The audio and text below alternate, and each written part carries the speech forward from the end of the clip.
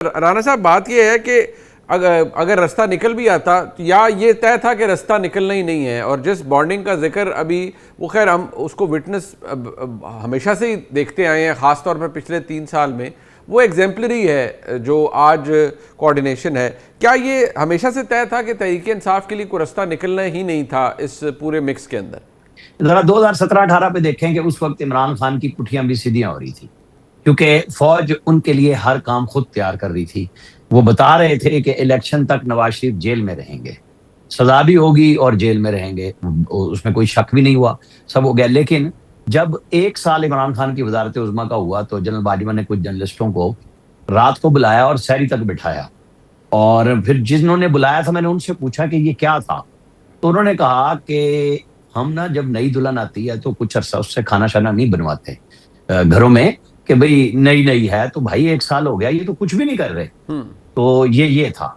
उसके बाद आप देख लें कि दायरा सियासत तो इसी चीज का नाम है ना कि आपने रास्ते बनाने हैं, लड़ाई भी लड़नी है। वो बड़ा फिक्रा है मरियम नवाज का कि जी मज़ाहमत होगी तो मुफाहमत होगी, तो उन लोगों ने उस पर काम भी किया, उनको पकड़ा। इमरान खान साहब का गुस्सा नहीं खत्म हो रहा था, नवाज शरीफ साहब को बाहर भिजवाया तो उनको समझ आई कि भाई ये तो क्या हो गया है। मैंने तो उस वक्त खबर दी थी कि मुझे आज ही बताया गया है कि उड़न खटोला आएगा और नवाज शरीफ को बाहर ले जाएगा, जिस दिन नवाज शरीफ हॉस्पिटल गए थे। अच्छा, अब ये जो सारी हम सिचुएशन देख रहे हैं 3 साल में, आप आ जाए जिस दिन जनरल आसिम मुनीर को DGI से हटाया था उस दिन उनका नंबर भी ब्लॉक कर दिया था इमरान खान ने। आप फिर मजमा लेके आ गए, जब आप एक टांग का कह रहे थे कि जी मुझे गोलियां लगी हैं, तो आप पिंडी आ गए थे और जलसी की थी हमजा कैंप के पास फैजाबाद पे। तो आप रोकने के लिए आए थे उस तकरीरी को, तो आप नहीं रोक सके। फिर आप कभी कहीं जलसे कर रहे हैं, कभी कुछ। वो 25 मई 2022 को आपको याद होगा 3 घंटे ये सवाबी में खड़े थे क्योंकि गाड़ियां खड़ी थी, बंदे नहीं थे, और फिर इस्लामिक टच देते हुए वापस हुए। पूरी सुप्रीम कोर्ट बाकायदा इनके लिए मतलब मैं लफ्ज क्या या इस्तेमाल करूं, ऊंधी हुई पड़ी थी कि जनाब गुड टू सी यू, सब कुछ करके छुड़वाया। तो इमरान खान खुद नहीं तहरीक चला सके तो दूसरे क्या चला लेते? जो बाहर बैठे हैं वो तो सारे चोरी खा रहे हैं। ये हमने पूरे मीडिया ने इतनी तनकीद की तो इस दफा कुछ कटौती की तहरीकों में खड़े रहे। ये तो फैसिलिटेटर से बाइकाट करके भाग जाना हर चीज में। अल्लाह माशाल्लाह, खान साहब खुद भी यही काम कर रहे हैं कि जनाब कमेटियां छोड़ दो, और अगर इनकी मुलाकातें होती तो शायद असम्बली भी छोड़ चुके होते अब तक। अभी तक तो ये कुछ ऐसा नहीं कर सके। सियासतदानों को सियासत करनी चाहिए। इमरान खान जिस छक्के चौके पे आए थे वो समझ रहे थे कि जनाब मुझे तो लाए हैं, उस पहले तो इसी गलतफहमी में रहे कि मेरा मुतबादिल कोई नहीं। अब मैं बार बार कहता हूं कि उस गेट जो शेख रशीद साहब बार बार कहते थे गेट नंबर 4, उस पर शहबाज शरीफ का कब्जा है, और वो मोहब्बत के साथ, एतमाद के साथ आज आप पार्लियामेंट की तकरीरें सुन लें क्या हो रहा है।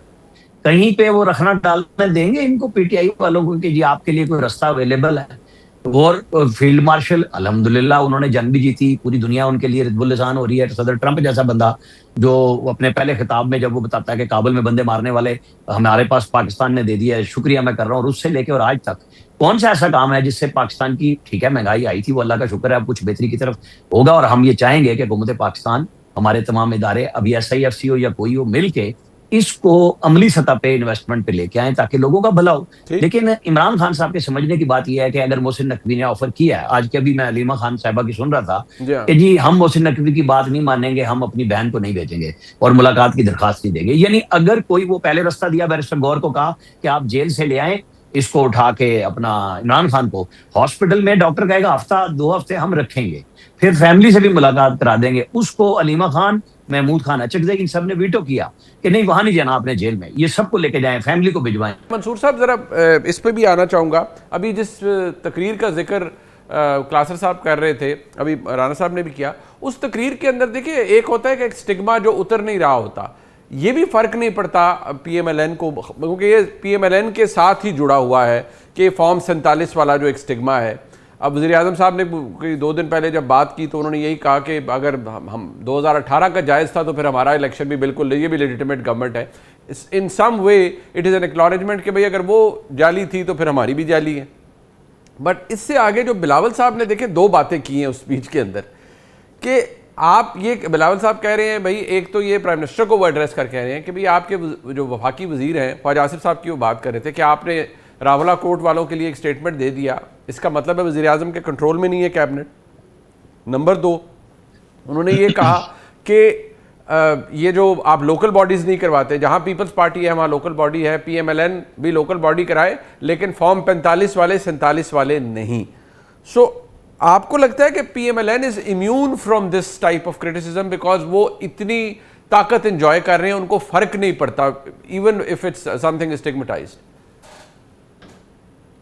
देखिए मुनीब साहब, माजरत के साथ पाकिस्तान की जो पॉलिटिक्स है ना, उसमें ये जो आप बातें कह रहे हैं या जो जिन चीज़ों की आप उम्मीदों का इजहार कर रहे हैं, ये किसी ऐसी जगह पे होता है, किसी ऐसे वर्क प्लेस में होता है जहाँ पे एथिक्स की कोई बात हो, जहाँ पे इस चीज़ को वैल्यू किया जाए कि नहीं भाई ऐसा करना गलत है, ऐसा ऐसा नहीं हो सकता, लेजिटिमेसी जो है वो ठीक नहीं है। मिसाल के तौर पे अगर आप वेस्टर्न डेमोक्रेसी की बात करें, वहाँ पे मैं एक छोटी सी एग्जांपल ब्रेक्जिट की दूंगा। ब्रेक्जिट का रेफरेंडम हुआ।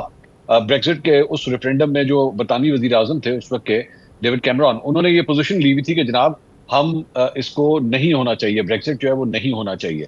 लेकिन अवाम ने वोट दिया, अवाम ने ब्रेक्जिट के ऊपर वोट दिया, उन्होंने वोट ब्रेक्जिट के ऊपर दिया। लेकिन डेविड कैमरॉन जो है उनको ये सिग्नल दिया गया कि नहीं, उनको मिल गया, उन्होंने कहा नहीं अब मैं वज़ारत उज़्मा की कुर्सी पे नहीं बैठ सकता क्योंकि अवाम जो चाहती थी मैं उसके साथ नहीं खड़ा हुआ। And he resigned, he went away. तो ये उन जगहों के ऊपर होता है। यहाँ की डेमोक्रेसी में आप किस किस्म की बातें लेके बैठ गए कि जनाब ये क्या बात हुई, या ये किस किस्म का डिफेंस है? ऐसे ही डिफेंस है भाई। आपके ख्याल में जब पाकिस्तान तहरीक इंसाफ 2018 में जब हुकूमत उसने संभाली थी और लोग उसे सिलेक्टेड कहते थे, तो क्या आपके ख्याल में पीटीआई के अपने लोगों को नहीं पता था वो सिलेक्टेड है? उनके कैबिनेट मेंबर्स को, उनके तमाम लीडरों को, बशमूल इमरान खान को, उनको नहीं पता था? आज की हुकूमत जो है, जब आप उसे फॉर्म 47 का ताना मारते हैं, तो क्या आपको नहीं लगता कि उन्हें नहीं पता? मैं आपको 100% कह सकता हूँ, इनको सबको पता है। इनमें से एक एक को पता है। इनको सिर्फ अपने बारे में नहीं पता, इनको दूसरे के बारे में नहीं पता कि कौन फॉर्म 47 वाला है। ये पार्टी के अपने अंदर भी जब दूसरे को देखते हैं ना, तो सब, मैं छोटी सी एग्जांपल, अगर आपका एक हल्का है ना, लेट्स से सेंटर में आपका हल्का है, तो उसे लेफ्ट राइट आमने सामने आगे पीछे सब हल्कों के बारे में पता होता है कि कौन कौन फॉर्म 47 पे आया तो कौन फॉर्म 45 वाला आया। इन सबको एक दूसरे के बारे में पता होता है। बट एज दे से ना, the show must go on. अब इसकी एक तावील ये दे दी जाती है कि जनाब वो देखें, बात ये है कि ट्रिब्यूनल से जो है वो फैसला नहीं आया। सीरियसली, आई मीन, ये आप इस बुनियाद के ऊपर जो है वो आप ये भाषण देंगे कि जनाब इसलिए इन्हें कुछ ना कहा जाए क्योंकि ट्रिब्यूनल से फैसला नहीं आया? क्या ट्रिब्यूनल की लेजिटिमेसी के ऊपर कोई सवाल करने वाला नहीं है क्या आपके ख्याल में वो बड़ा लेजिटिमेट तरीके से चल रहे हैं? तो नहीं है ऐसा मेरे भाई, एथिक्स का कोई ताल्लुक नहीं है। और बराए मेहरबानी हमें भी यकीन करें, अब तो थक जाते हैं कभी कभार के यार, क्या इन लोगों को बार बार एथिक्स के हम भाषण देते हैं कि नहीं यार अच्छा नहीं लगता, बुरी बात है, इस तरह नहीं करते। आपने अभी वजीर आजम की तकरीर का जिक्र किया। कल मेरे प्रोग्राम में नून लीग के रिप्रेजेंटेटिव बैठे हुए थे, उन्होंने यकीन करें एग्जैक्टली यही बात की। उन्होंने कहा कि पीटीआई के वो जो रहनुमा थे उनको कहा हमारी भी हुकूमत बिल्कुल वैसे ही आई है जैसे 2018 में आई थी, हमारी हुकूमत ने भी वैसे ही सब कुछ किया। अलीम खान उस वक्त आपके पास थे, आज हमारे पास है। मतलब आप यकीन करें अलीम खान के बारे में जो है वो ये तावील दे रहे थे। मैंने कहा यार ये आप उनकी तारीफ कर रहे हैं कि उनकी बुराई कर रहे हैं? मुझे समझ नहीं आ रही।